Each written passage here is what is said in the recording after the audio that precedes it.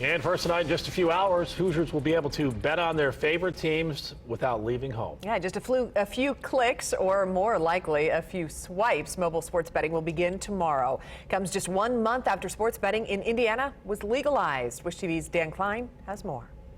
I think it is really important to be the first to launch. And Bet Rivers, the website operated by Rush Street Interactive, will do just that. The site and app for Indiana, which is partnered with the French Lick Resort, will look similar to this one in Pennsylvania. President Richard Schwartz says once it launches, it won't take long. Bettors just need to create an account using basic information like home address, which will be validated by an ID check, and then make a money deposit in any one of a number of ways. You can register and start playing immediately from anywhere your phone is located in the state of Indiana. Gamblers must be 21 and have to place their bet inside the state line. Schwartz says Indiana law is stricter than most. It requires mobile betting meet the standard for the gaming industry called GLI 33. Part of the reason it's taken a while to get approved. He says Bet Rivers has app protections like security questions that are banking quality. It's really a proven industry, a proven market in multiple states. Schwartz says winners will have a variety of options for getting their money, including electronic funds transfer, though money laundering laws do prevent some methods. A lot of the illegal sites that operate in the U.S. really can't offer fast payouts, so we've really put a lot of energy and focus on our product that when a player wins,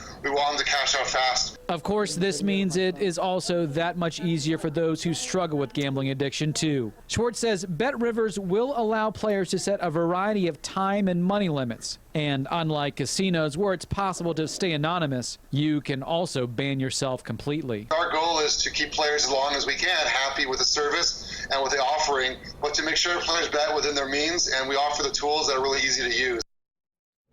Now, I did speak to Christina Gray, Executive Director of the Indiana Council on Problem Gaming. She tells me many are waiting with bated breath to see how much of a spike there is for need of treatment to help gambling addicts out there, and that will be. Now, there are also resources which you can find both through her group and the Indiana Gaming Commission. And Dan, what makes this mobile sports book unique compared to actually going to a physical sports book?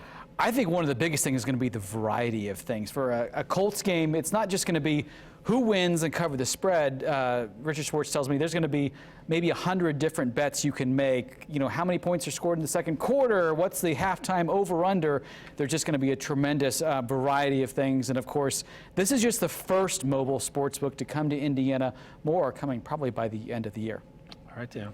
Keep an eye out for it. Absolutely. Very interesting.